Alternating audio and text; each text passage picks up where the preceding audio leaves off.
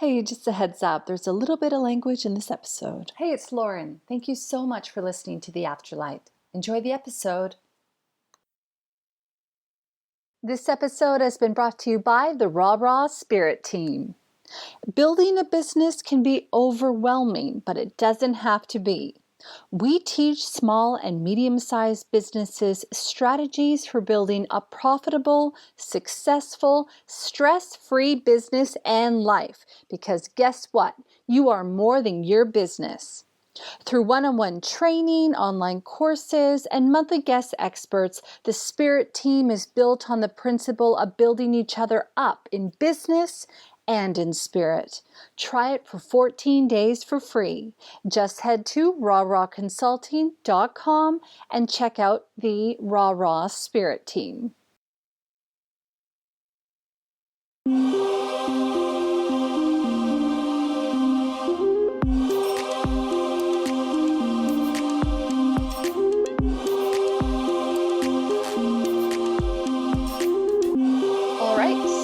I'm Lauren and welcome to the Afterlight. My guest today is James Baban, who is an artist, a counselor, a shamanic, and Theta healer.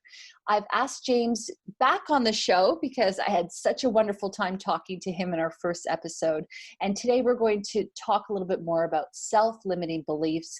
And I also want to talk about the subject of self-love as well. So James, thank you so much for being on the show yet again. I was really moved by our conversations, in our last episode, and it means a lot that, you're sharing your time and your wisdom with me today. Oh, thank you, Lauren, for having me. So for those who haven't listened to the first episode, obviously I'm going to put the links to that in the show notes and they really should go back and listen to it. But do you think you could just do a little recap about, where your spiritual journey sort of kicked off? It's really hard to say exactly, but I've always had spiritual things happen to me as a child. And way back, I remember, spirits turning up. I'd sense things, feel things. As a child, I'd have the sheet being pulled off me and I'd freak out and couldn't see anything. And I'd hear and feel breathing and, all this sort of stuff. And, of course, that was pretty terrifying. And then when I was a little kid, I used to have nightmares. But then I realised they weren't nightmares. They were actually full-blown visions in full bright colour and sound. I'd turn to the left and they'd start, and I'd turn to the right and they'd start. I'd roll onto my tummy, a new one would start.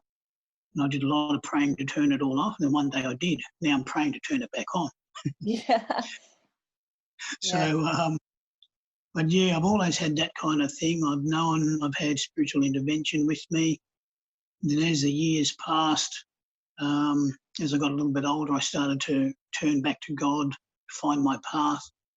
And I wanted to know more and more about, God and spirit and life after death and that kind of thing. And here I am in my 60s and I'm still asking those questions. What I love about your background is that, you have this spiritual background. Obviously, you started with gifts when you were young. Well, we all do, but you were, probably even more enhanced. And you also, you went on to do a career in counseling as well as your spiritual work. So, how did that sort of start? Did you get involved in counseling because you wanted something that was a little bit more maybe accepted for the time? Or did you feel that the counseling really helped your shamanic and your theta healing, or did that come after? How did that sort of work itself out? Counselling came before the theta healing, and in 1985, I went to the University of New South Wales to start a Bachelor of Social Work degree as a counsellor. And so I did that, and then I graduated, I think it was in 1990. And in that last year of my fourth year placement of my degree, I elected to go to the Prince Henry Hospital acute care ward, which was set up for AIDS patients. So I did a stint, I think it was 6 months or 4 months, I can't remember now, where I was in bereavement counselling with dying AIDS patients. So there was an acute care ward on the bottom, then above it was a palliative care ward. So I did my time there as an apprentice in my last placement of my social work degree. And then as a result of that, a job came up, so I applied for it and I won the job. So then I stayed there, I can't even remember now, a couple of years. And what was interesting about that placement was predominantly they were young gay men, anywhere up to about 18 to about 35 was roughly the age. And all of them in those days, that was when AIDS and HIV was starting to be known. There's a lot of drama around it. And these poor men would come in, and what would happen is they'd have a HIV-related illness. They'd come in, get diagnosed, yep, you've got HIV. Then over the months had passed, they'd come back to the hospital for another little stint. And then bit by bit, you'd see them slowly getting sicker and sicker. And then eventually they're in acute care for longer. And all of them knew that they were going to die, because in those days, it was brand new. Yeah. So I'd get to know some of these people for a couple of years. So I'd counsel them, first getting the HIV, then all up into the fact that you're now starting to show symptoms that says you've actually got AIDS, you progressed. And then directly above them was the age unit, where the palliative care age units went, and that's where they generally died. And all these people, it's pretty close-knit, so they know one another. So they're all getting ready because they know they're all going to die. So anyway, being in that environment meant I had to face life, death. What did life after death mean? Was God real? All these things. Yeah. And clients would say to me, look, what do you think, James? You reckon there's life after death? And I'd just say, look, I'll give you my opinion. And I'd tell them that I did believe in life after death and God and so on. And then a quick example of it was one fellow said, oh, yeah, it sounds interesting, but I don't know if I believe in all that crap. But anyway, sounds good. And I said, oh, that's good. At least you've heard it. That's my opinion. I said, you just think about it. And then I was going to see him the next week. So I was counselling this man probably once, twice a week. And then his father came in and blew me up the next day. How dare I go and tell this man about life after death and rah, rah, rah, there's no such thing. You're giving him false hopes. So I blew the father up and said, you're not dying, he is. So we got through all that. Yeah. Anyway, I saw that man and he said to me, gee, it's funny, ever since you told me this stuff, I don't know what's going on, but I just believe you're right and I believe it's true. And I said, well, you trust your heart. Mm-hmm. And then about probably 2 weeks later, he died. And anyway, every day as I'd do the counselling, I'd go home, sit in my armchair. And as I sat in my armchair, I'd just relax and I'd meditate and just be still. And that was my way of de-stressing, because all day I was faced with death, dying, pain and gloom and doom. And so I'd sit on my chair, and then this day I went into a deep meditation. I went into full vision, and I was so immersed in the vision I didn't know whether I was in the chair or not. But I remember sitting in my chair, the door was shut, I was in my little flat, and all of a sudden I could hear someone walking up the stairs, and I could hear the breathing and the stepping. I'm going, whoa, someone's coming to my door. And as I'm looking at the door, I realised the door was open. I'm thinking, I'm sure I shut the door. And then this man walked in the door, and he was the fellow that had died like half an hour ago. And I'm going, but. And he was saying, you're right, James, you're right. Exactly what you said. I'm alive. My pain's gone. The AIDS is gone. I'm alive. And I'm going, And I opened my eyes.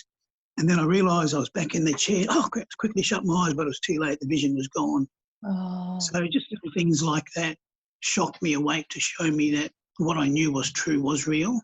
Yeah. And so I had those kind of experiences. And so the working in the age unit really helped me in terms of realising that God was real, the world of spirit's real, your body, when it dies, your spirit body leaves and it still is alive.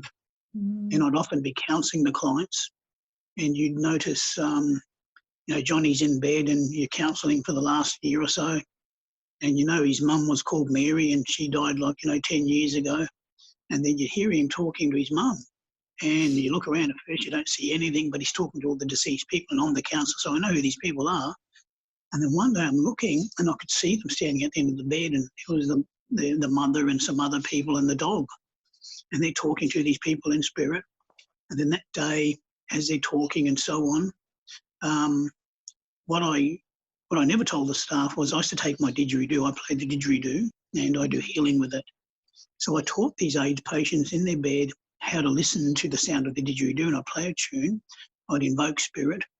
And as I played the didge, I got them to listen to it and just float away with the sound. And when they did that, their pain went away because they weren't in their body and in their pain.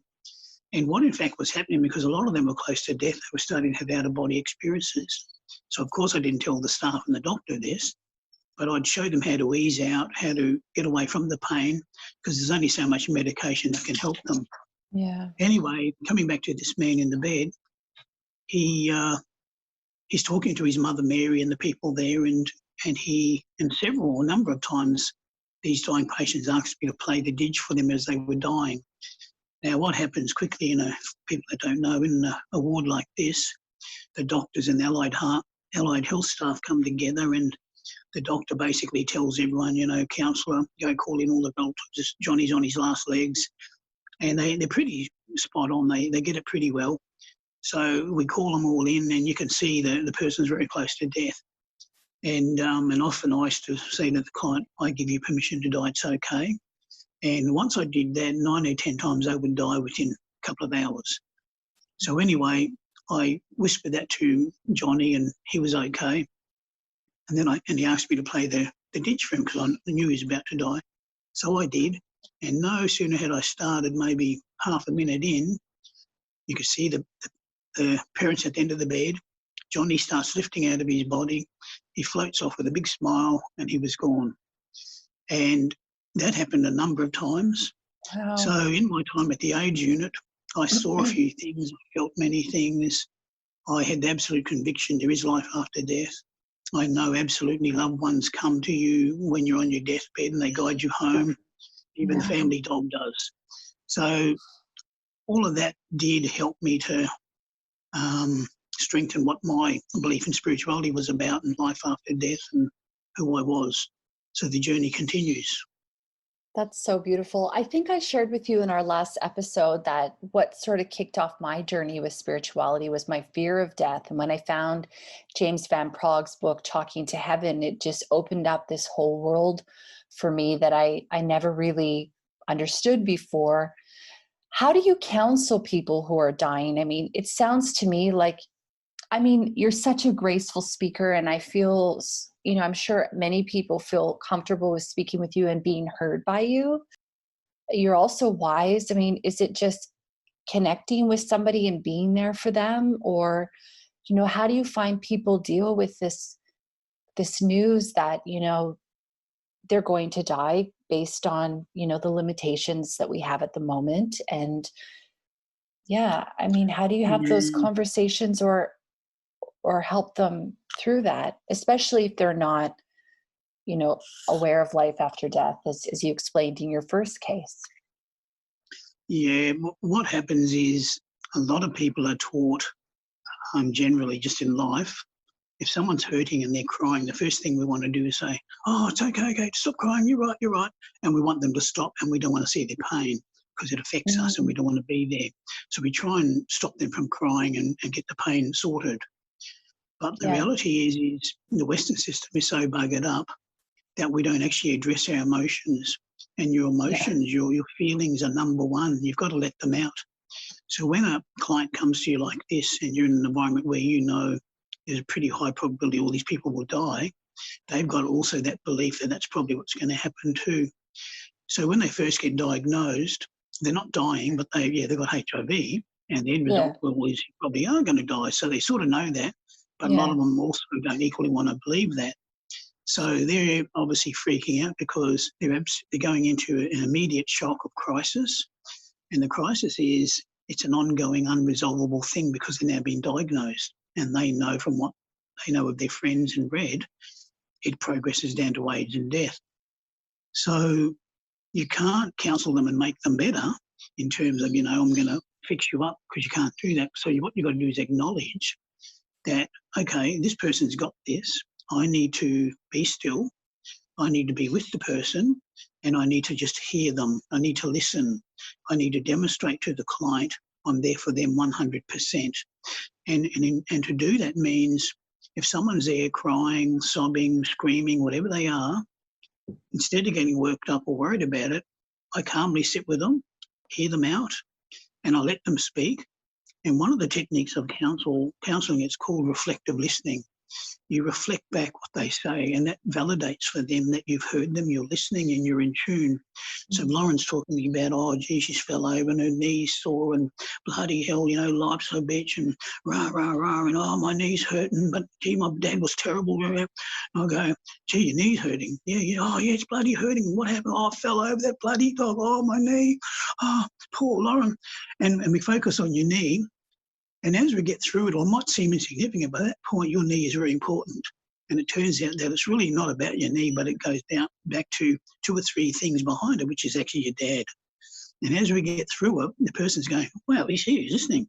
Oh, and as I'm talking and reflecting and saying the right things and emotionally sitting with you, you gain greater trust because I'm with the person. The person knows I'm listening, they can feel me, and they know I'm in tune.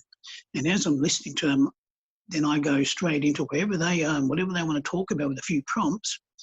I can go pretty quickly into the very bottom of what it is that they are trying to tell me. And most people won't present with, I've got an issue with my dad. They'll present something else. And you dig in a little bit and you get there. So when it came to talking to these people, the key is just to be with them, listen, be present, acknowledge them, and allow them to be. And then when you work with them that way and they feel safe, they open up if they are going to open up. And 9 out of 10 will. And as I counselled them, the next step was I couldn't save them. So I need to acknowledge I can't save them. But the healing work of counselling, which is a form of healing, is you work with them and you say, all right, I can't physically fix you, but I can fix you and help you mentally, emotionally, spiritually at many levels. So, little Johnny, yes, you are going to die, and we'll talk about that, and that's a big shock. But what are you going to do now, from now till death day? What is unresolved? What can we work on? And things could be, well, I've been a real mongrel in my life, and I've hurt all these people, and I wish I could say sorry. Some of them already dead.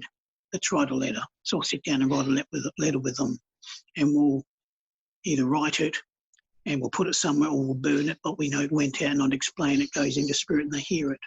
Or we can post a real letter. I might even help them have conversations with their family to tell them what they need to hear, those kind of things. So you can resolve a lot of things emotionally through talking through things, giving them clarity. And the role of the counsellor is to not tell them anything, but to reflect back to them and to empower them with their understanding, to give them greater choices on how they might move forward in their life. Yeah. So you empower the client. And so that empowers them to close unfinished business, to prepare themselves saying, okay, I've sort of cleaned my house now. I'm ready to go. Everything's done. I can't do any more. So you prepare them mentally and emotionally for all of that. And then through spiritual discussion of the potential of life after death, irrelevant what they believe, through those discussions and them gaining your trust and sensing who you are, most people know if you're full of bullshit or not. Yeah. And when they're in that normal state, they can see it pretty quickly because their masks are down. And when I'm in that normal state, my mask is down. I don't really have a mask, but I'm there with them. Yeah. So that's how you do it. You got to be real. You got to be a person, and you got to be with them 100%. And wherever it is they're at, that's where you work from, not based on my agenda. So that's how I did it. Yeah, if that makes sense. Yeah, it does. And, I like how, basically what I'm hearing from you is that you're there and you're the present awareness for them while they work out. Yeah. So almost a sounding board in a way, but at the same time, supportive and compassionate. Yeah, and you've got to be loving and caring and show them that you are there. You're not just, doing your job, even though you are doing your job, but you've got to also have a heart to want to be there, and they know that. And so all I can say is it's probably the hardest job I've ever done.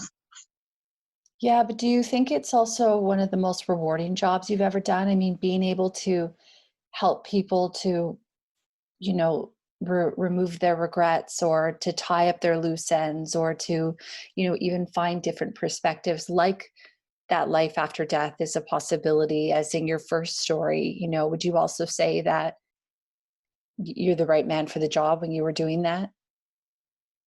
I believe I was, and if you look at it from a divine perspective. Obviously, I was put there at the right time for these particular people, Yeah. and obviously, I as soul needed that experience. Yeah. So, yeah, everything was absolutely right. I was the right person for the job in that way, and in a situation like that, we have a lot of people who don't believe in God, don't believe in life after death. They believe there's nothing. And then when you're on your deathbed ready to die, people, even the ones who don't believe, start asking questions, and they're wondering, well, gee, is it really nothing or is there something?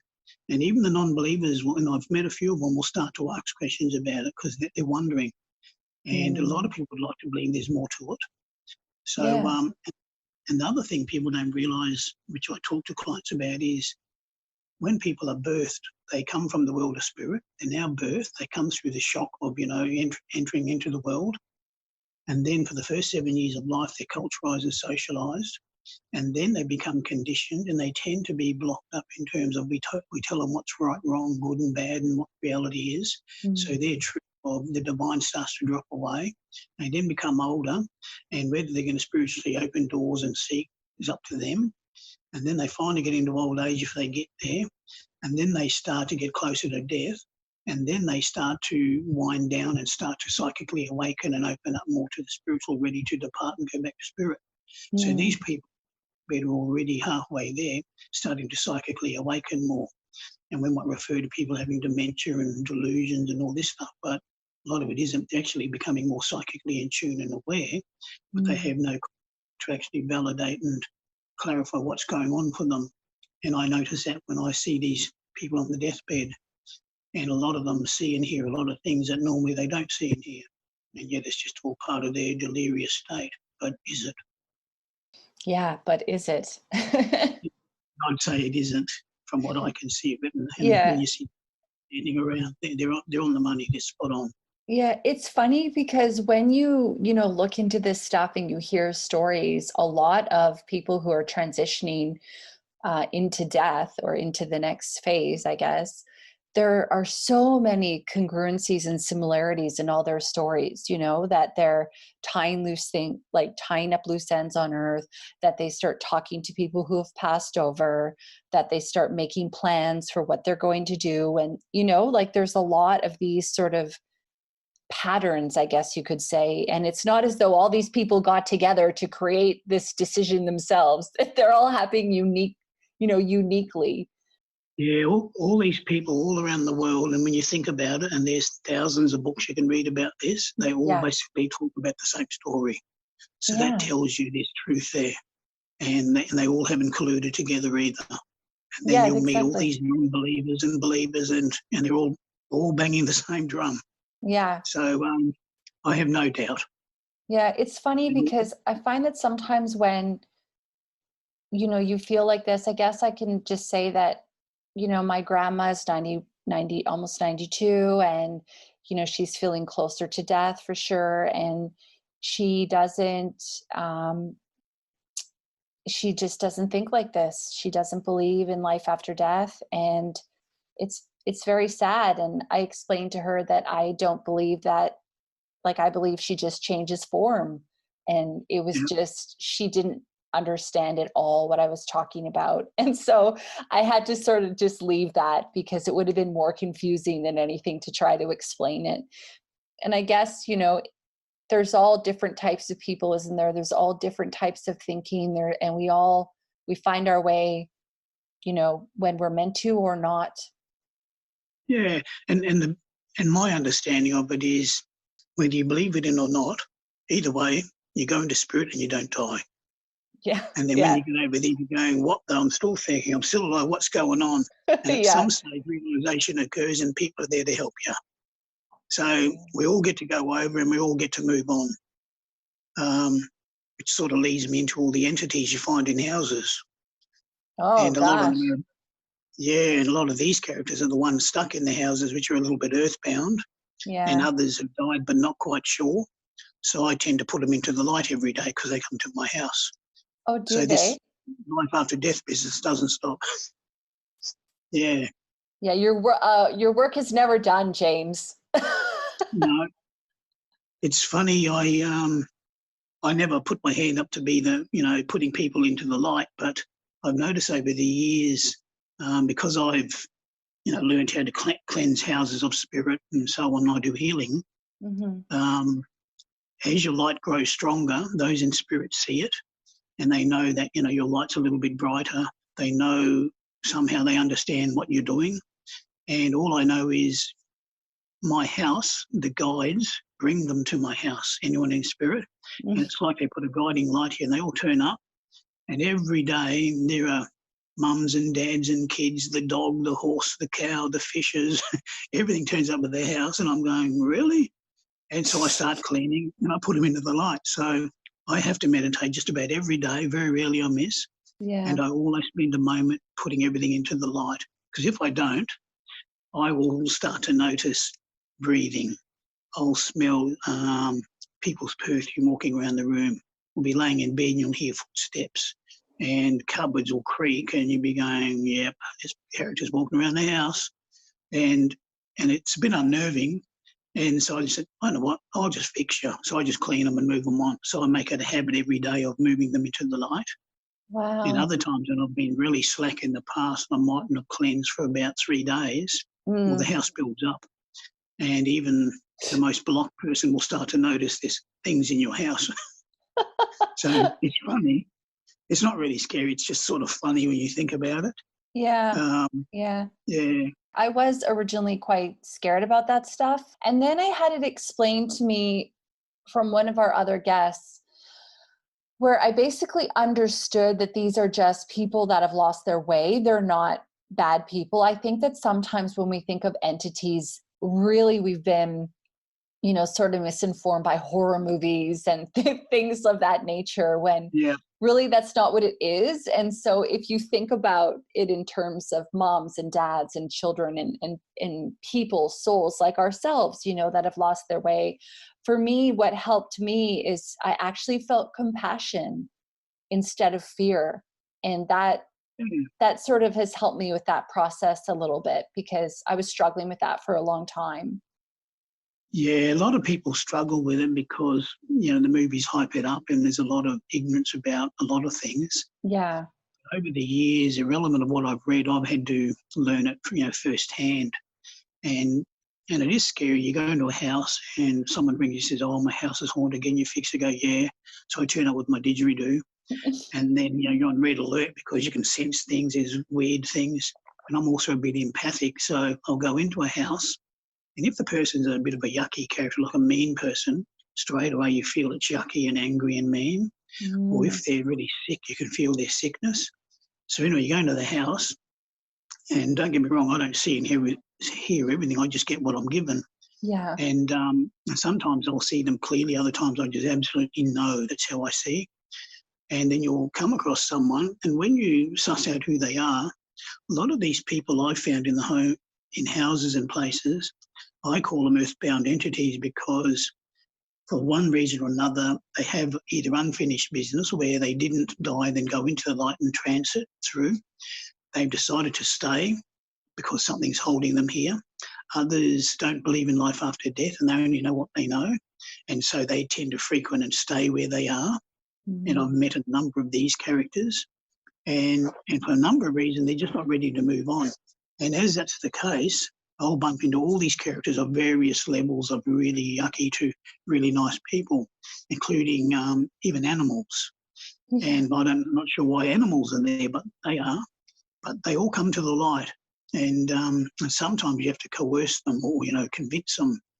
And I've been places where I'd see someone and I'd go, what are you doing? And when you get talking to them, you know that they're confused, they're not sure what's what, and they not even know what they're doing. So I'll convince them to come and I'll create like light. There's ways you can put a pillar of light through your mind. So I'll just create that in my mind and you can see it there. And I'll talk them into it and I'll say, look, I'll go in there with you, it's safe. And I'll put my hand out and I'll hold my hand, we'll walk in. And as soon as we go in, they go. So there's lots of little ways you can do it. But you just got to be gentle with them. And I've noticed that works.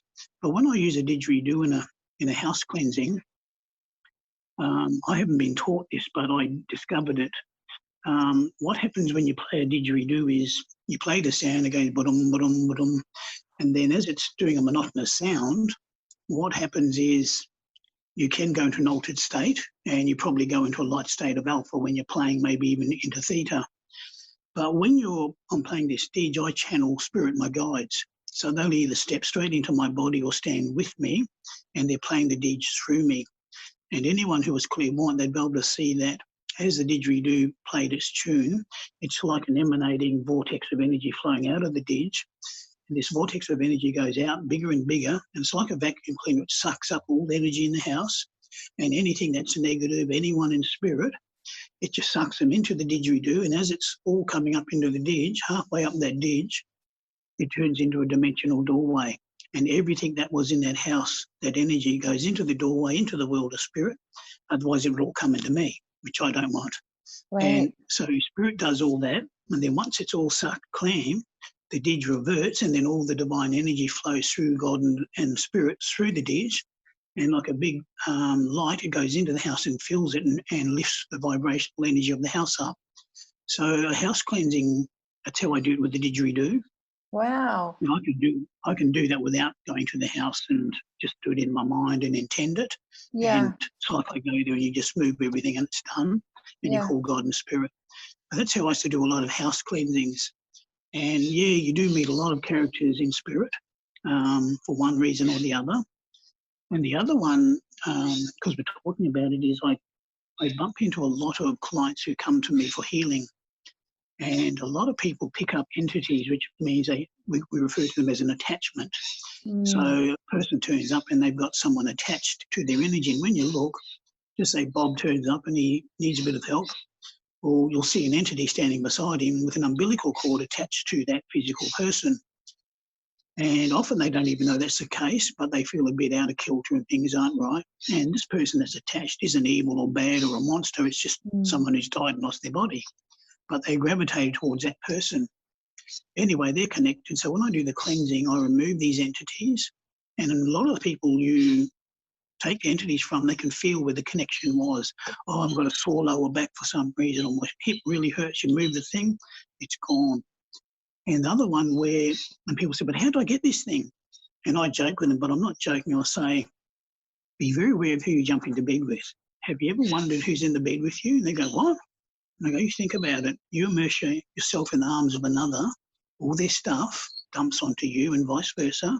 You then embrace in an intimate way and you download one another. And whatever's there comes with you. And I said, if they've got characters running around following them, guess what? They're all in the bed with you. Have you ever thought about that? And they go, oh. And I say, and when you go and stay in a motel, that motel might be 100 years old. I wonder how old that bed and that space is. Oh, the people hang around there, don't they? And they go, oh, I'm terrified of these hotels. And I said, don't be scared, but just be aware where you go. You are surrounded in the world of spirit and energy. And characters in spirit who are a bit lost will follow you. If they think you're nice or they like you or your energy resonates, they come home with you. That's how it happens.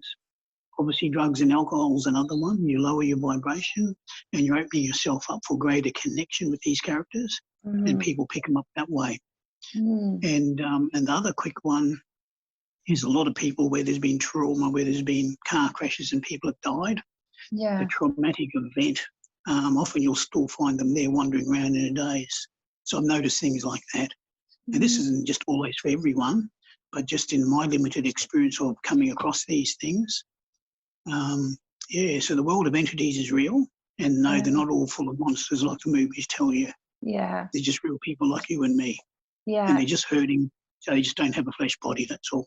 Yeah. And in our last episode, for our listener at home, James did talk about some ways of, putting up boundaries and some clearing and cleansing techniques as well. So, if you are wanting some more information on that, I would really recommend that you go back and you listen to that episode. And as I said at the top of the show, I'll put a link to that in the show notes. James, can we talk a little bit more about, your shamanic healing? I know, is that part of being, is that part of your Aboriginal culture, that you got into the shamanic healing? Is that connected to the didgeridoo? Is that all part of it? Is that from your culture that you've, brought forward? It's hard to explain, because if you try to, now Lauren and I have had this conversation where I don't really give myself a label. Yes. Yeah, I do healing. I walk a spiritual path. Yes. But when it comes to shamanic practice, there's lots of definitions of what that actually means. But when I look at what I do, the easiest way is to say I work with the world of spirit. I'm not religious. Yes, I believe in God. And when I engage with Mother Earth, the world of spirit, people refer to me working with earth-based energies. People say, oh, you're a shaman, you do these things with Mother Earth and the world of spirit and so on. And yeah, I do, my way. I use a didgeridoo. I use my mind to project places and do things, such as house cleansing. Yeah. So I've been taught also how to sit in a medicine circle and create one, and to call the four directions in and so on. So I know some of the basics of, a number of things. But when I work predominantly, I'd say I work in a composite of what you would call a spiritual way of walking, which doesn't really quite have a label. And yes, it is shamanic, it is spiritual, it's a bit of theta, it's a bit of that. So when someone comes to me for a healing, I give them a bit of whatever, as I'm guided. And as it feels right, one client might get predominantly counselling, but with a bit of a clean-up. Another will get predominantly one big clean-up. Others will get, I'm perceiving past lives. And when you're doing theta healing, I'll often notice that, I don't know, a client has a particular issue, and it could be that they resent their mother. And you go, okay, and we track back to find out what's going on. And then I'll notice if it's there, something comes up for when they were actually a baby in a womb, or you'll see a link going back in time, so it would be referred to as a past life. So then I'd actually start tracking back in my mind to see what comes up. And as I feel it, I allow that, I guess, vision or image to allow myself to see what I'm seeing. And then I can see that past life. And I'm only shown the amount I need. And then I go, oh, I can see the patterns. I can see what went down while you're holding whatever. And if I can see that, I can pull those beliefs and cleanse and remove the trauma all the way up to that person as a baby in this current life in the womb, then up to the key incidences right to now as to why they're holding things. And if I can do that, I can cleanse the base core root problem, and everything else just falls over and it cleans up. So am I a shamanic practitioner? Sort of.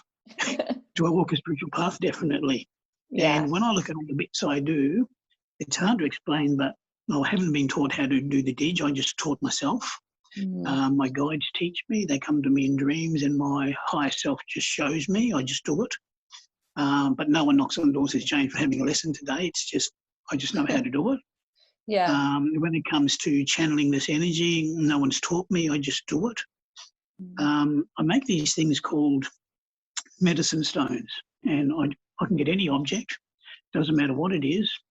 Even if it was your kitchen table, I can sit there, do a prayer, and in my mind I can open up a vortex of energy in it, and I invoke it, and the light appears, and this thing will pump out divine energy forevermore, and it flows out of that table.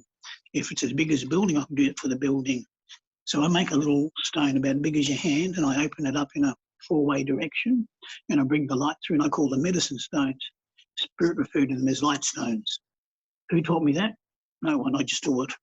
Don't know how, but I know how. Yeah. So all of these things, when I look at it, are gifts that I've been given. Yeah. And when I say the gifts, someone physically never sat me down and gave me anything or did anything for me. I have remembered what I was given before I was born. And then the other thing is, how do I explain this? All right, I'll tell you a quick story about the rainbow serpent. And this might give you a sense of gifts and shamanics and whatever. Years ago, or maybe 30 years ago, I was in Darwin, and me and this other girl, and I'll call her Black and White. She was a white-skinned woman, so we were both in a spiritual development class. And anyway, we got talking, and we're driving down near Darwin Wharf, and on the side of the wharf, up in the bushes, which isn't there now, there was a small dirt cave, big enough to walk in, goes in for about maybe 5 metres. And we didn't know that was there, and we're going along, and we thought, wow, what's that? And then I just knew we had to go in there because there was something waiting for us. So we both went in there, knowing that we were going to have a spiritual experience. As we climbed up in this hill and parted the bushes and went into this cave, she felt she had to face the ocean so she could see the sea, so she headed back to me. I walked into the cave. I'm thinking, well, now what? It's just all dirt. So there was nothing in there. So I sort of sat there scratching my head. Then I thought, okay, I've got to meditate. So I sat quietly and I just meditated to try and allow whatever was going to happen. I probably meditated for about 20 seconds.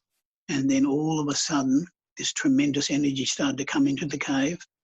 And then the rainbow serpent came out of the ground.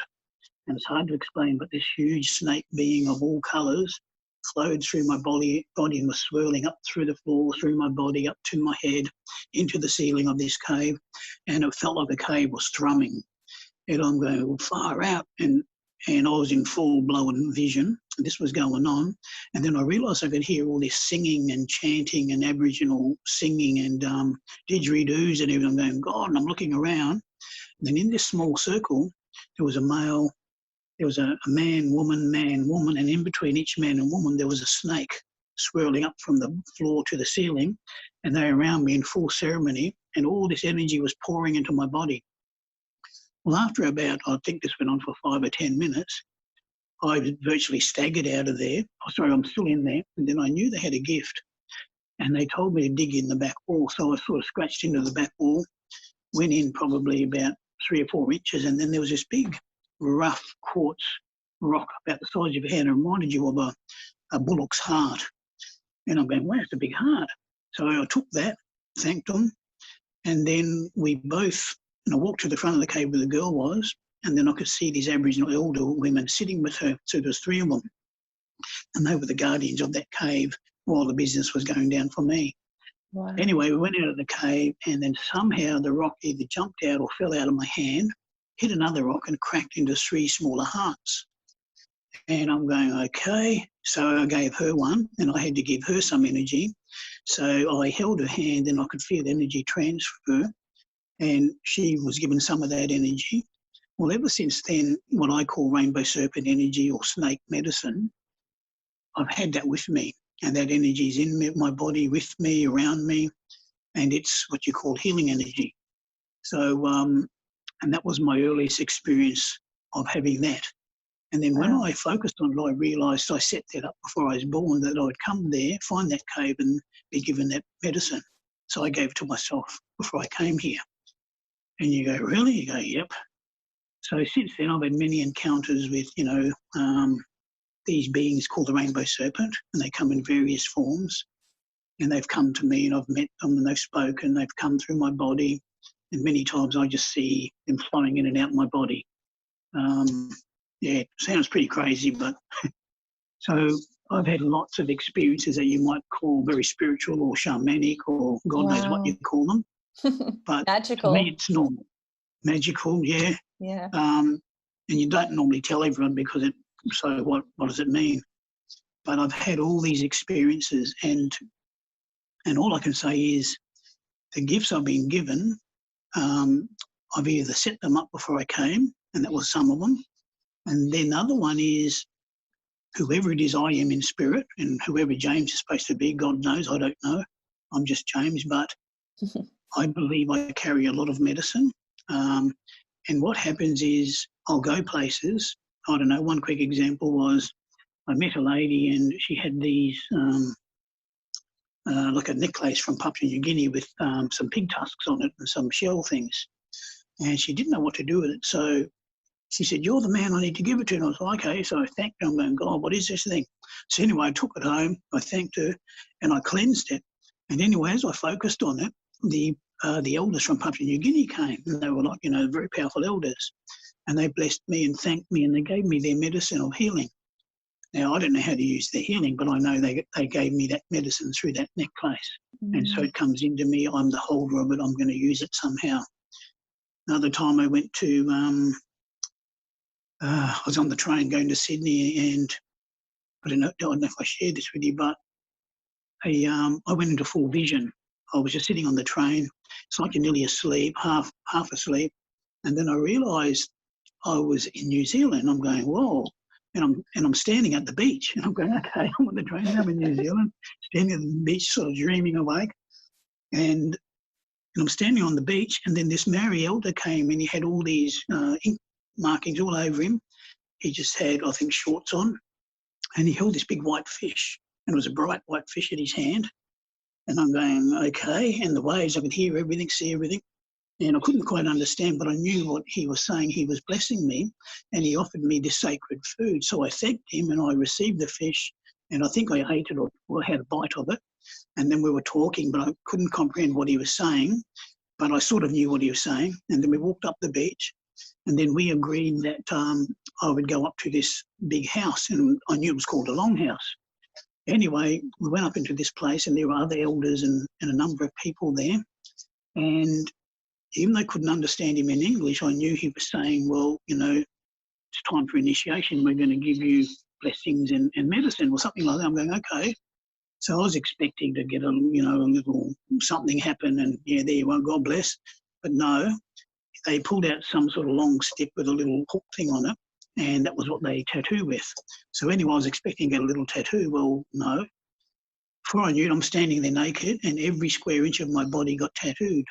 And I'm covered with these Maori tattoos from head to toe. Even the private parts are tattooed. Wow. And I'm going, okay. And then all this, so I'm thinking this is pretty good. And all this energy flowed into my body. And then all that was sort of done. And then we're walking back down, and I'm thanking him. And then we're walking along the beach. And then the Maori elder said goodbye, and I said goodbye and thanked him. And I'm walking along the beach, and then I notice there's a rock sort of out in the ocean, but right on the edge. And someone was sitting on it. So I walked up to this rock, and I jumped up on it. And then when I got there, I got a bit of a scare, because there was this really scary, evil-looking thing on the rock, and it was a woman. But I realised it was a mermaid. And then when I focused on it, I'm thinking, well, no, it's not evil, it's not bad. It's just very scary looking. She was shaggy haired with big teeth, big claws and feet. And it wasn't these sexy hot babes you see in the movies with the fishermen. It was not that mermaid at all. And I'm going, this is a mermaid, but not the one I was expecting. And anyway, I sort of walked up. I'm thinking, God, is this safe? But it was. And the mermaid being was talking to me. And again, I couldn't quite comprehend what she said, but I knew what she was saying. And she was eating a fish. And I'm going, okay, and we're talking. And then she said, oh, I've got to go. And it was like, not got scared, but she knew she had to go because something was about to happen. And she quickly jumped in the water, and I could feel this energy coming. I'm going, whoa, and I looked to the sea. And as I looked to the sea, the ocean started to rise up, and it got really, really big. And as it got really, really big, the sea turned into a giant head about the size of maybe a 10-story building. And this sea was just huge, and a great big Maori head appeared. And I'm going, my God. And it was like the sea, the god of the sea appeared. And this big God being just came up, and he put his nose straight onto mine and just touched me, blessed me, and went back, and the sea receded. And I'm going, whoa. Wow. And then I was back in the train. Oh. So what was all that? But all I can say is I know I was immensely blessed, and they gave me a necklace with all these, like white bone necklace, and it's got stuff on it. All I can say, I was given a lot of spiritual stuff Wow. from that culture. And this is just one of many things that have happened to me. Guy James couldn't tell you how to use it, what to do, or, scratch my bum and do 3 twists and say the Hail Mary doesn't work. But all I know is I've been given energies, knowledge, wisdom, and if I'm meant to use it somehow in the future, I will. Yeah. Maybe it's starting to flow through me now. I have no idea. And people say, well, how do you use this? I don't know. But I know it's given. And when I do healings and cleansings, I know it's just not me doing the job. In fact, it's not really me at all. It's all the spirit guides. It's the helpers that do all the business in God. So more and more as the years pass, I'm becoming more the vessel. I'm more the holder of this knowledge, whatever it is. And whomever is meant to receive or have some of this will be given it. And however I'm supposed to help the world and humanity, I will.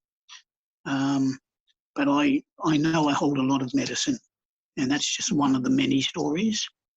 And, James, your visions are so clear. I've heard stories before of people that have experienced, near-death experiences, and that their visions are so clear they remember it as if it were yesterday. And it sounds to me as though a lot of the stories and the visions that you've had have had the same impact, that even though years have gone by, you remember it in such vivid detail.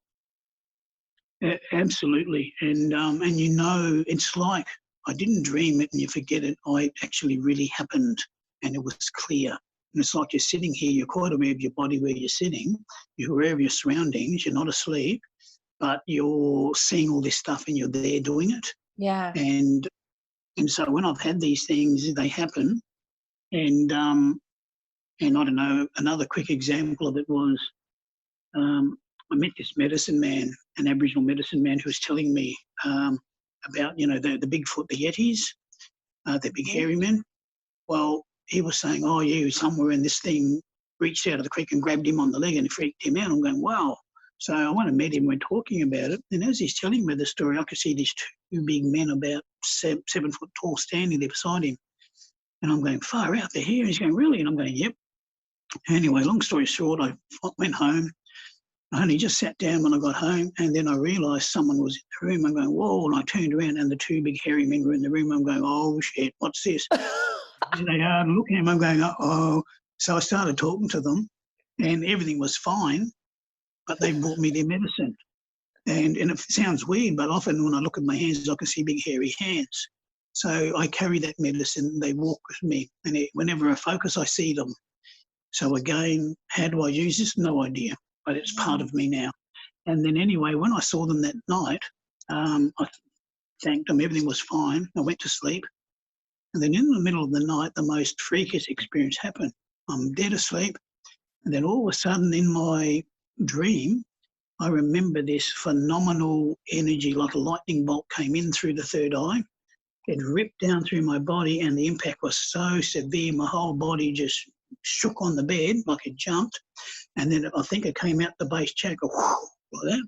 And I jumped off the bed, like physically, and I landed back on the bed, and I caught my breath, and the phenomenal energy just flowed straight through me. And it was those big hairy men. They brought through whatever they brought through, and it was phenomenal. And they've been with me ever since. But I didn't dream that one. Yeah, that's, wow. When you're listening to your story, you can't help but just be on the edge of your seat and going, wow, I want that, And, for our listener at home, James has gone through a lot of adversity as well in his life. So he has earned these gifts. He is, put in the work. He's doing the meditations. He's putting in the time to reflect on himself and to become the better version of himself. So, if you're interested more in James's story, we're not going to go into that today because we already talked about it in the last episode, but I keep throwing back to the last episode because they're really just work so well together, these two. But would you say, James, that in a way, you're gifted these things and these opportunities because you're also putting in the work? I mean, you can't expect that. I can't sit here and expect that I'm going to have these transcending experiences until I'm putting in the effort as well to be worthy of receiving them. Absolutely. To me, right? Anyone can be psychic. Even the most nastiest, yuckiest, darkest character you've ever met could be super psychic. So psychic has got nothing to do with being spiritual. Yeah. But when you want to be spiritual, to me, it's walking the path to God.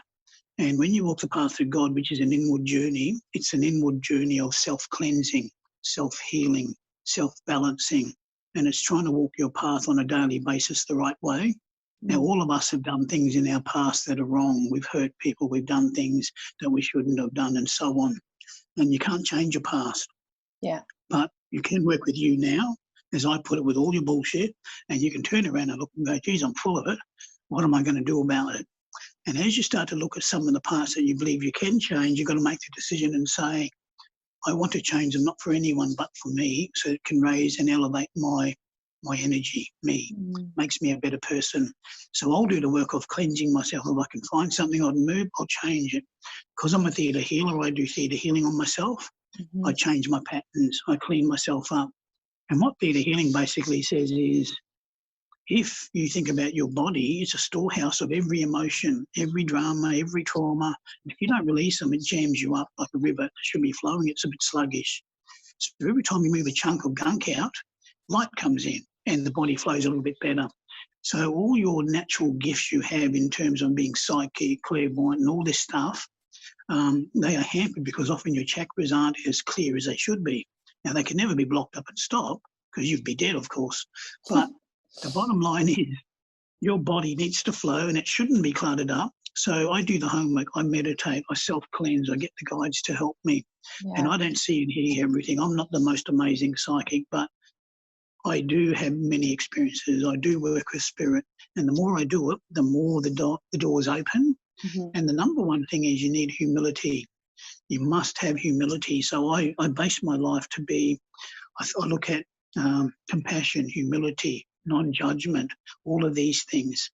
And if I look at, reducing the ego, which is number one, you can go a million miles. And if you have God in your life through prayer, Mhm. you can't go wrong. But when you stay stuck with the ego and you have an external world, you're actually lost. You're like one of the puppets, one of the sheep. And you've got to stop and go, well, who am I? And as soon as you ask that question and you look in, you realise there's only you. There's nothing out there. There's only you. Your experience, you're looking through these two little eyes, and everything that happens to you happens experientially. And you're the one who has to make sense of that. And when you start digging in and asking the question, then you start to get to know more about you. And as you start to ask more, you can ask God and the guides to bring you more that makes sense for you. But you have to ask. And the world of spirit will happily help if you ask. Yeah. If you don't, they can't. So I make it a rule to ask. And I'm always trying to see, to feel, to know, to do. Not to be amazing or whatever. I would just like to be a better healer to help people. I would like to know more so I can share what I know with people to help them. And whatever time I've got left in this earthly walk, I want to be of service and give. Yeah. So for me, I do it for those reasons. And the other part is I'm at a point where my heart absolutely knows there's no other path to walk. It has to be an inward journey to God because everything's about God. Irrelevant of where you come from or whether you have a religion or not. It's got nothing to do with religion. It's to do with divinity. So for me, all the gifts and everything you hold comes from this inward journey, the inward practice, the self-cleansing, and you've got to be diligent. And you've got to be diligent 7 days a week. And every time you fall down and you don't do the right thing based on what you've set up, you need the courage to stand up and own it, dust your feet off, dust your little knees and go, you know what? That's that old recurring bullshit I've been doing for the last 20 years. What the?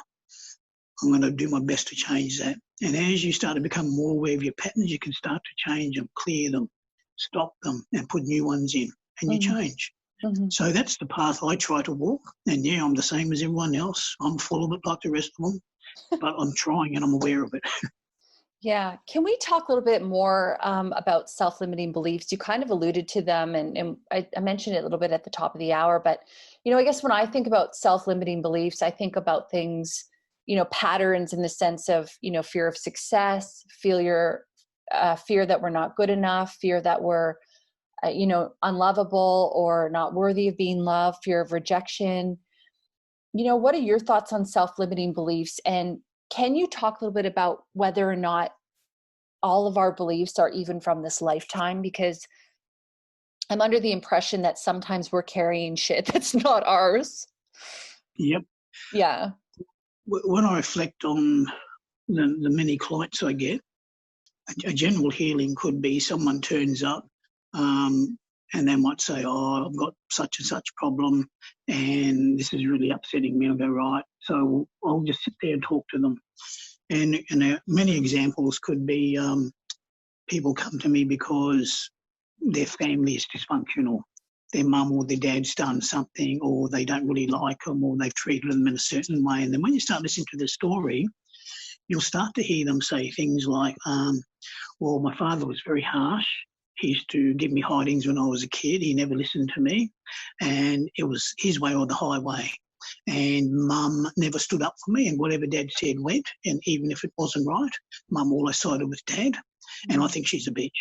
And it goes on, and you go, right, and you hear the overall story, and then I start to dig in, and I'll say, well, how did it make you feel when Dad was doing this and Mum wasn't supporting you? Well, I felt unloved. You know, Mum was supposed to care for me, and she loves me more than Dad, but she didn't even help me. And I said, well, what happened? Well, I felt rejected. And as I start digging down, you'll hear these level words come up. There'll be things like issues around rejection, issues around being unloved, not accepted, not good enough, unworthy, not belonging, not fitting in. And these often are core bottom belief systems that a lot of people are carrying, and they all present in different ways. And as I'm looking at this story, say with this Mum and Dad story, I'll say to them, okay, so when did this happen? And it might have happened, like they could be 20 now when it happened when they were 10. They go, yep. And I'll say, just leave that for a minute. When was the earliest time that you can remember having these feelings that we've just talked about? Oh, well, actually, I can remember when I was 5 and I was at the kindergarten or the preschool, and this is what happened to me. And then they'll tell you a story where the teacher or some other kid's done something and brought up a lot of these feelings. And you go, right. Then as you start digging in, you can see the core beliefs, and often it relates to the ones we just talked up initially. And then you go back in time, and sometimes you'll notice, and it depends on if I'm clear enough to see, I'll see and just know that I need to look at this kid as a baby in the womb. So it's like you're looking at the mother, and you can see the baby, and you're in the baby watching it, and you can see the downloads coming from the mum or the dad, and you'll just know, and you go, yep, that's stuff coming from the mum. She's holding this stuff. So it could be you picked up stuff from the mother or the father or both. And it could even be an ancestral lineage thing going back that they picked up the beliefs you've inherited as a baby. And then sometimes you're looking at this baby and you can see a link, like a psychic cord going. If I can see that, I'll try and follow it. And if I can follow it, it takes me to a past life. And as I'm going down to the past life, I say to God the Creator, okay, show me the earliest thing that you can show me about this incident that we're looking at. And it'll show me a life, and it might be a kid in Rome. And then I'll see another one. Well, no, it's going way back. And it could be way back in Japan, for example. And you go, right. And then when it stops, I start to see a scenario, and it could be a kid in a family and things happen. And guess what? The same kind of beliefs are sitting there. Different scenario, different world, different life, but very similar. And there's all traumas around whatever that incident was, and it happened way back then. And then through their history of timelines, there's little glitches, and you can see it. Then it comes up into the baby. They get downloaded by mum and dad with their crap.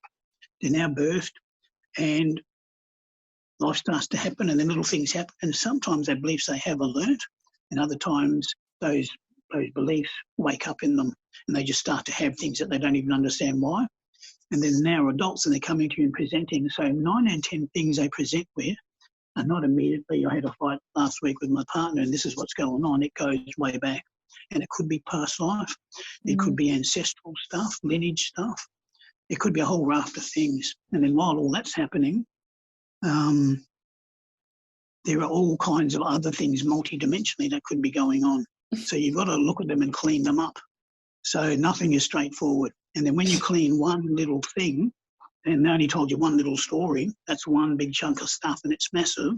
Yeah. And then I say to the client, if you want more healing, and I explain to them, it's not about you coming and giving me money, it's more about you coming to clean your stuff, to clean you, to move forward and grow. And I said, if you understand that, you will want to come back and keep cleaning, because you're holding very deep-seated stuff that most people can't help you with.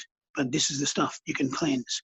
And when you cleanse it, for all the negative limiting beliefs that are pulled out, for example, if you have one that says, I'm unloved, I'm not worthy, I expect rejection and failure, I'm ugly, and I expect my life to be hard, often when you dig in and find these beliefs and you reflect on that person's external everyday life, guess what?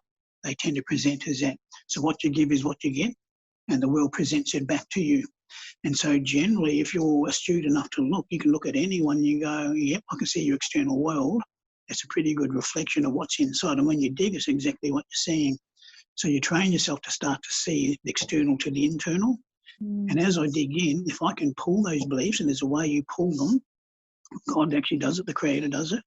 And then you download the opposites, and the opposite could be, if you're unloved, you would actually ask the Creator to download into that person across all their levels, that person has Creator's understanding, awareness, knowledge, wisdom, experience, and know-how, definition of what it means to be loved, how to be loved, lovable and loving, to have that experience, to know what it means to grow up in a loving family with a mum and dad who loves them, accepts them, nurtures them, looks after them, cares for them, and all the things that they didn't have. You can download it, and you can put all the stuff that was bad and the trauma and move it, and then you download every cell of their being with this new energy.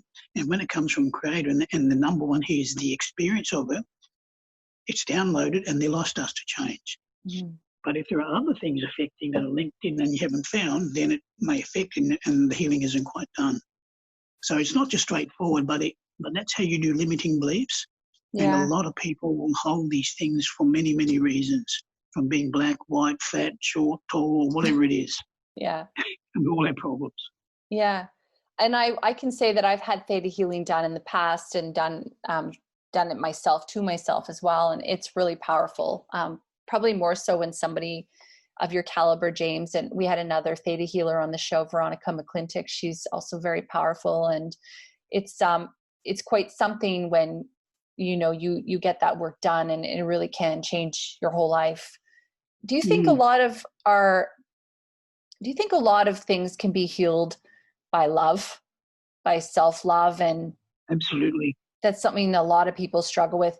I struggle with that too sometimes, self-love. I'm sure it's a pretty common thread that everyone has. I think that we're taught in this life to be so many things to so many people.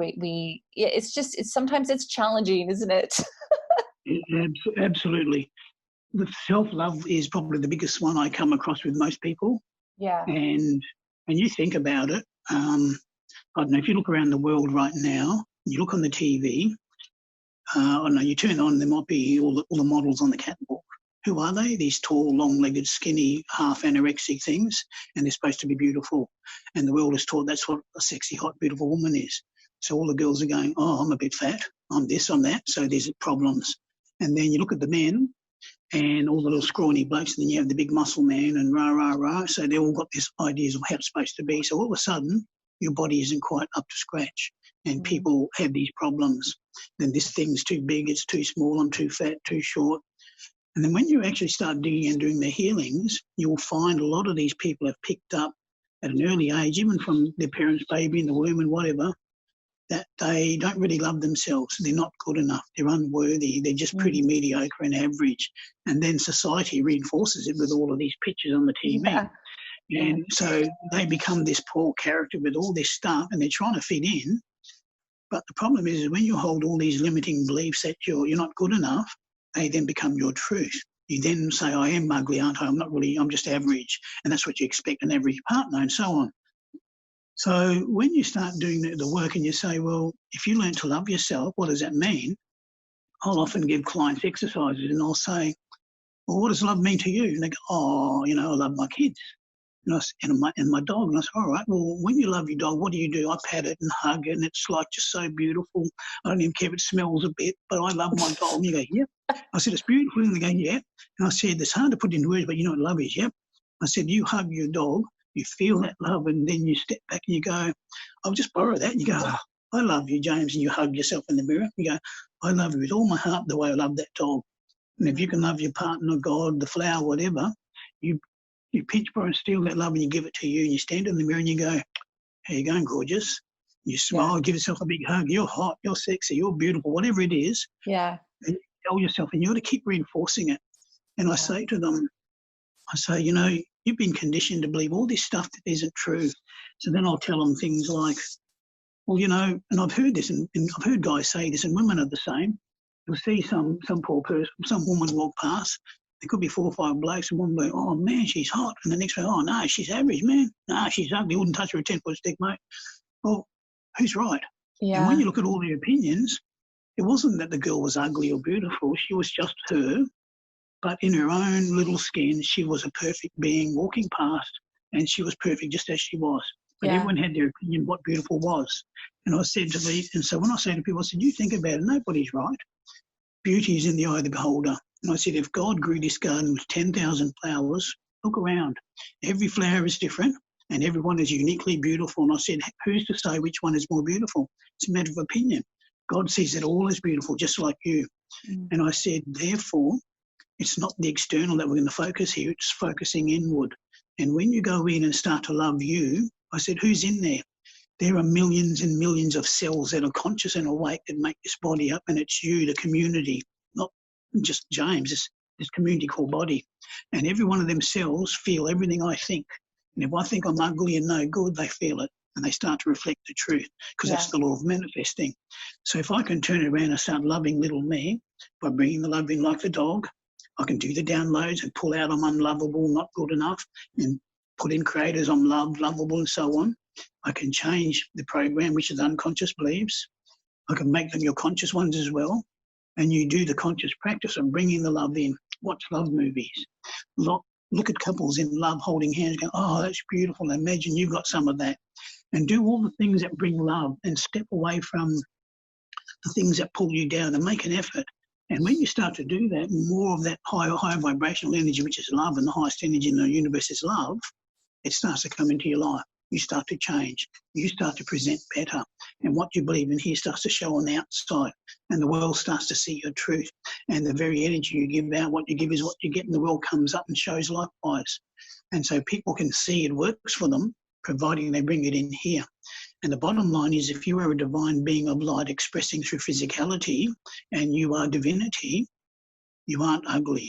You're not unworthy. You're beautiful. You are phenomenal at every level. And because you are so amazing, you have to own that and believe that and go, you know what? I'm going to stop this bullshit. I am this divine being. And I come here on behalf of God to have this experience on behalf of my soul, the divine. And if I'm this amazing, why shouldn't I have an amazing life? And when you start to think that way and you bring this light into here and wake it up, it starts to open up, it starts to wake up. And the very things you start to think about become your truth. So no one can bring you the love from outside. You've got to bring it into you because it's already here. So you resonate with the truth. You open the door, but you pinch, burrow, and seal everything you can to wake and harmonise up here. So I tell people these sort of stories, and the ones who do it, their life changes. Yeah. And just to add one quick thing to it, there was a man, I'm an artist as well. So this man wanted to know about my paintings. And I said, oh, yeah, I paint. And he said, oh, do you sell them? And I said, yeah, I've got them all over the world. And I said, I'm not famous, but they just sell. Oh, and you can see he's holding me in a drop. And I said, oh, well, you don't sell? He says, no, mine don't sell. I'm going, oh. So me being me, I go, oh, you just got to put the love in, mate. He says, what? And you can see him looking at me like I'm an idiot.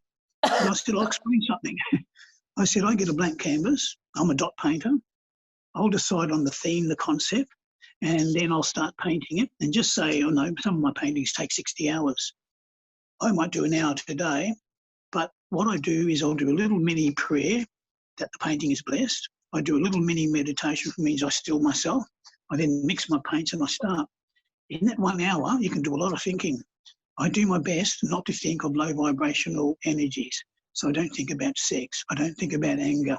I don't think about resentment. If I catch myself, I pull myself up, whoop, stop that. And I go back to good thinking. Then when that 1 hour is up, I ask God to bless it. I fill it with light. I bring my healing energy into it and I bless the painting. I'll do that 60 times. And then when the painting's finished, I again bless it, cleanse it. And I ask God to take any negative energies out that's full of light. And the intention is to make it a medicine painting full of love, light and healing. Then when the client buys it, guess what? It's a medicine painting and it's pouring big time energy. It is. And they go, wow. So anyway, I told the man that. And I said, you've got to put your love in it. Believe you can sell it. So anyway, he looked at me like an idiot and off I went. And then anyway, I think 6 months passed and this bloke bumped into me in the market, nearly bowled me over. James. And he had a great big smile from ear to ear. His whole demeanour changed. His shoulders were up. He was beaming. He now sells his paintings. And because he brought love in, at the time he didn't have a relationship. Now he's married and got a wife and he sells paintings. And so that one little story of love changed him, but he listened. And so it wasn't hard. He listened. He was ready. He was right. Yeah, he was ready. Yeah. So when you think about something called love, to me there's only two things in the universe. There's fear and there's love. And love is God, the highest energy that we can muster. And if that's your truth, why aren't you resonating to that? Why aren't you trying to be there? I know our bullshit gets in the way, but if we are the divine energy and our path is to awaken, amazing spiritual we can, we should be. Or we can believe we're nothing and have a crap one. It's your choice. And I say, you know what? I've had enough crap. I want to have a better one. I can't change my past, but I can keep moving forward, making it better. And love is the key to everything. It's the highest vibration, so I want to be in there if I can.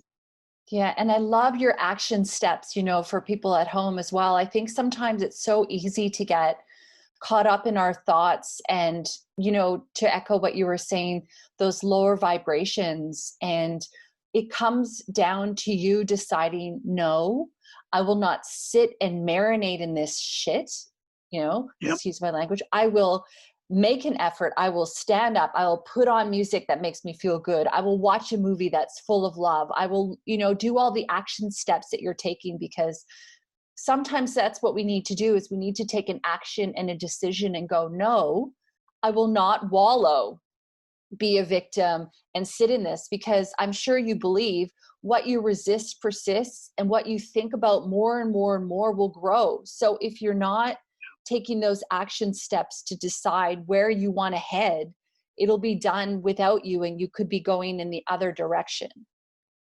Absolutely. And if you meditate or sit still and you become aware of what your habitual patterns and thinkings are, you should write them down. And you know what they are, but when you start to notice them, you hear all these broken records playing, write them down. And then if you go to see someone like a Theta healer, you can say, I've got 3 or 4 things I want to work on. And then soon as you say, well, what's this one you talk about? And before you know it, you're telling a big story about it because it's in your life.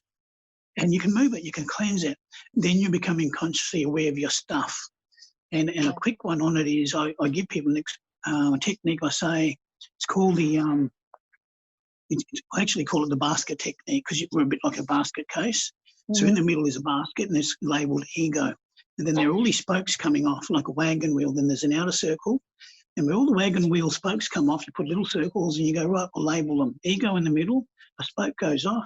One could be anger, lust, greed, hate, whatever it is. Every emotion you can believe about you. I said, now on a piece of paper, write down the word anger as an example and go, yep, when I'm angry, what happens? I scream and shout. What else? I kick the dog. I'm pissed off for a day. My wife's a bitch. And all of a sudden there's 2 pages of stuff of all your actions, behaviours, beliefs about one word, angry. And I'm going, wow, there's a lot of stuff that happens when you get angry, isn't there? You go, yep. Now pick another one. All of a sudden they fill out these papers, and what they're doing is they're doing an inner reflective self-inventory of all of their key themes for the first time, and actually seeing for the truth of what they actually do to themselves and others, and it's down there on paper, and it's their truth. And I say, now you can actually start to see who you are with all your crap. Now, don't be mean to yourself, be loving, acknowledge who you are. Where do you want to start? What bit do you want to work on? And as you start to move things, you clean up. It's a bit of a journey, but there's no other way to clean the journey. You've got to own your crap, but you've got to be able to see it. And most people are asleep, so they see nothing until someone says, do you know you're picking your nose in public? No, I'm not. And they have no idea. But as soon as you wake them up, they become more aware of what the habit is. So you've got to shake them awake a bit. But I think going back to what you said, if you're doing exercises like that, it's about having compassion for yourself too, because I know that'd be easy to sit there and look at yourself and think that, you suck, when really it's about having compassion. And I think, Maya Angelou said, and it resonates with me all the time, which is, when you know better, you do better. And absolutely. Yeah, because a lot of people are told they do suck, they're not good enough, and they just stay there. And it's like, well, what can I do about it? Nothing. And others are just so lethargic they couldn't be bothered. But if you're fair income, you should be bothered. It's your life. Yeah. And when you look around the world, a lot of people have a lot of stuff they're doing and they're having a good time. It's not even matter what you have, it's are you having a good time? And you go, well, why aren't I? It's because of what's in here. But if you want the good time, you can have it, but you've got to do it the right way. So to me, I joke and say I've got a shovel and I'm always shoveling my crap. But I have to. And really that's the journey for every one of us if you want to walk this path into so-called greater enlightenment, greater awareness. But you can't be full of, gunk and expect to be standing in light. It doesn't work. You're either one or the other. And the more gunk you have, the more you shovel it and the more you put the light in. And before you know it, the chocolate milk starts to turn into vanilla, doesn't it? So Yes. I say things like this to people and they go, oh, okay. And that's what I've learned over the years. There's no fancy tricks. There's no big waffly stories to tell. It's just the hard yard basics. And if you get down to simple basics and get all the bullshit and put it to one side and go, all right, how do I start to shovel the stuff? It's no harder than what I've said.